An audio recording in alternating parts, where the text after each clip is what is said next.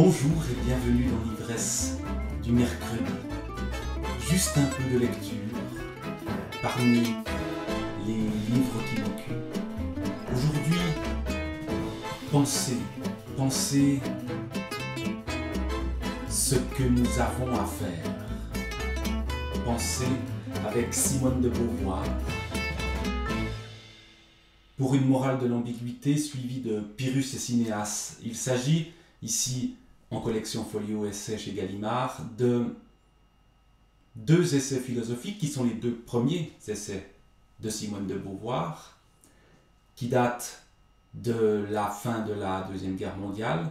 Et je vais vous lire le début de Pyrrhus et Cinéas, qui est le tout premier essai de Simone de Beauvoir, et qui pose des questions centrales auxquelles la suite de l'essai s'efforce de répondre, mais sans donner une voie royale à suivre.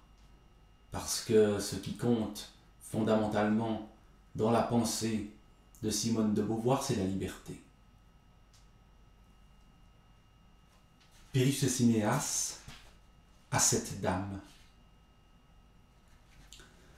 Plutarque raconte qu'un jour Pyrrhus faisait des projets de conquête.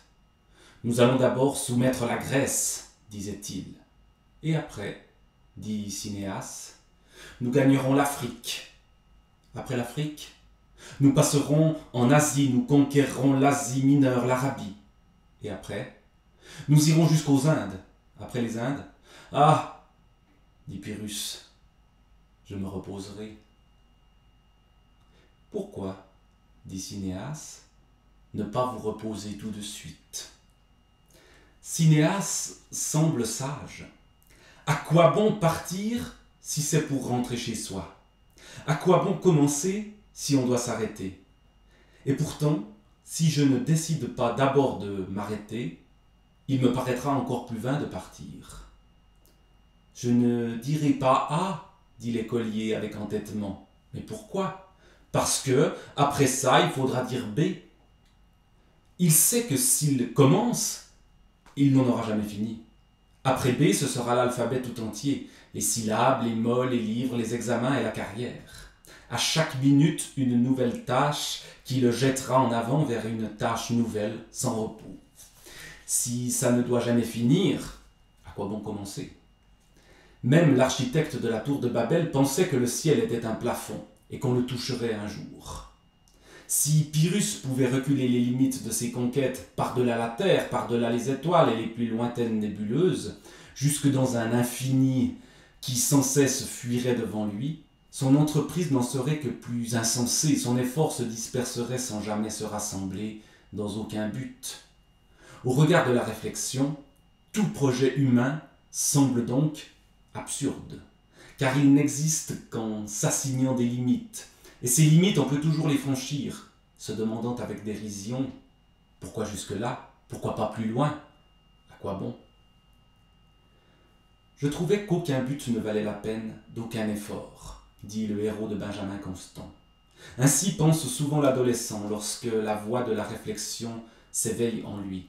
Enfant, il ressemblait à Pyrrhus, il courait, il jouait sans se poser de questions, et les objets qu'il créait lui semblaient doués d'une existence absolue, ils portaient en eux-mêmes leur raison d'être. Mais il a découvert un jour qu'il avait le pouvoir de dépasser ses propres fins. Il n'y a plus de fins, il n'existe plus pour lui que de vaines occupations. Il les refuse. Les dés sont pipés, dit-il. Il regarde avec mépris ses aînés. Comment leur est-il possible de croire en leurs entreprises? Ce sont des dupes. Certains se sont tués pour mettre fin à ce leurre dérisoire, et c'était en effet le seul moyen d'en finir, car tant que je demeure vivant, c'est en vain que Cinéas me harcèle, disant « Et après, à quoi bon ?» En dépit de tout, le cœur bat, la main se tend, de nouveaux projets naissent et me poussent en avant. Des sages ont voulu voir dans cet entêtement le signe de l'irrémédiable folie de l'homme. Mais une perversion si essentielle peut-elle être encore appelée perversion? Où trouverons-nous la vérité de l'homme si ce n'est en lui? la réflexion ne saurait arrêter l'élan de notre spontanéité. Mais la réflexion aussi est spontanée. L'homme plante, bâtit, conquiert, il veut, il aime. Il y a toujours un après. Il se peut que d'instant en instant, il se jette avec une ardeur toujours neuve dans de nouvelles entreprises. Ainsi, Don Juan ne délaisse une femme que pour en séduire une autre. Mais même Don Juan se fatigue un beau jour. Entre Pyrrhus et Cinéas, le dialogue recommence sans fin. Et cependant, il faut que Pyrrhus décide. Il reste ou il part. S'il reste, que fera-t-il? S'il part, jusqu'où ira-t-il? Il faut cultiver notre jardin, dit Candide. Ce conseil ne nous sera pas d'un grand secours, car quel est mon jardin? Il y a des hommes qui prétendent labourer la terre entière, et d'autres trouveront un pot de fleurs trop vaste. Certains disent, avec insouciance, « Après nous le déluge », tandis que Charlemagne, mourant, pleurait en apercevant les barques des Normands.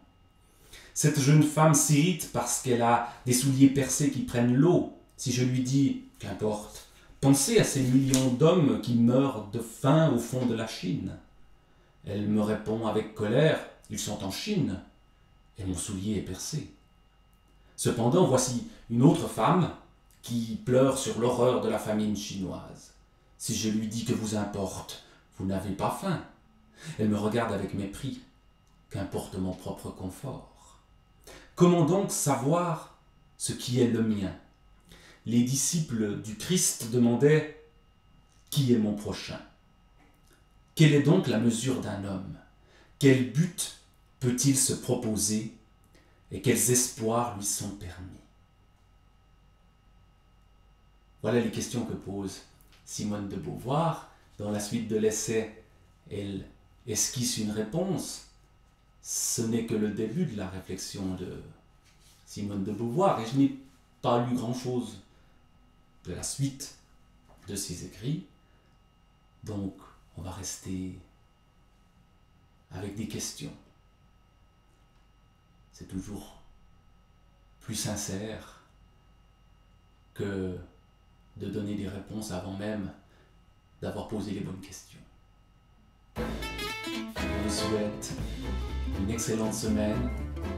Cogitez un tout petit peu, c'est absolument nécessaire.